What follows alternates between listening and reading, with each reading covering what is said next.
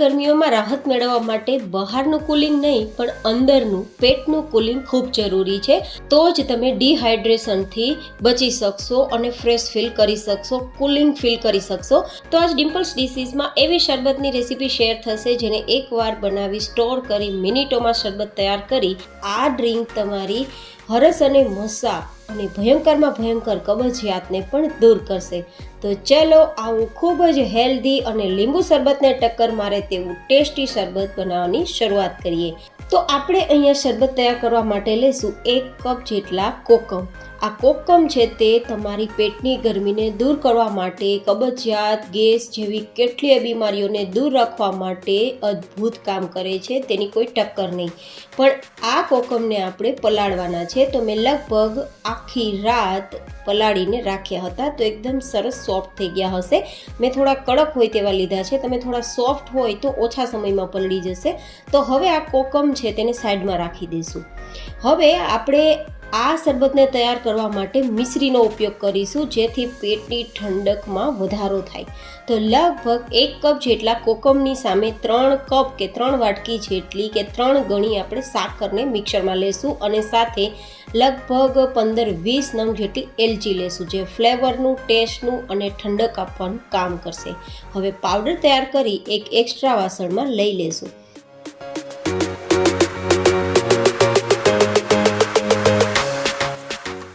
અને હવે આપણે જે કોકમને પલાળીને રાખ્યા હતા ને તેને આ રીતે મિક્સરમાં લઈ લેશું.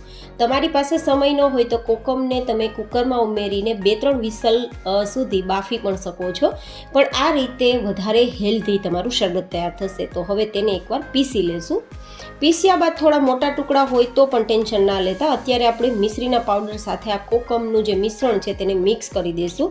હવે તેમાં આપણે લગભગ ફરીથી 2 કપ કે 2 વાટકી જેટલું પાણી ઉમેરીશું અને પછી તેને ગેસ ફ્લેમ પર રાખીશું.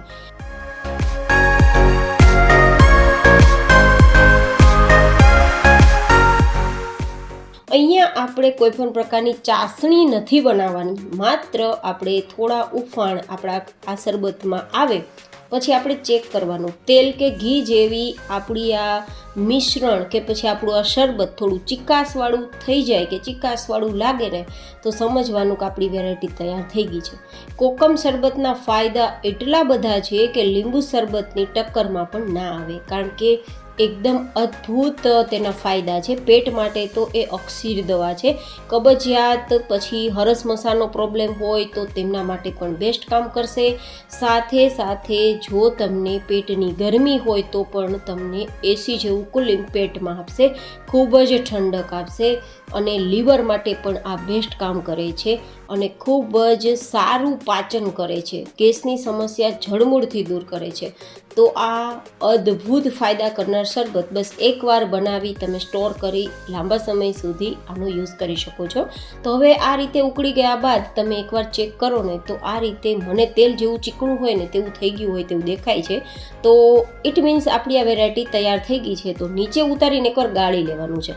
જો વધારે આપણે આમાં તાર જેવી ચાસણી તૈયાર કરશું ને તો આ સમય રહેતા જામવા લાગશે. તમે જેમાં સ્ટોર કરશો ને તેમાં જામી જશે.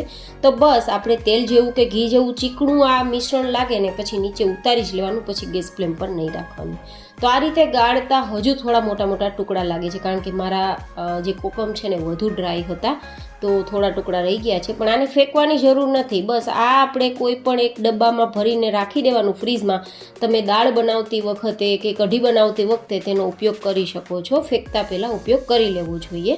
તો આ રીતે હવે આપણું આ મિશ્રણ છે ગળાઈ ગયા બાદ તેને પરફેક્ટ ઠંડુ કરવાનું છે. તો મળીશું ઠંડુ થઈ ગયા બાદ.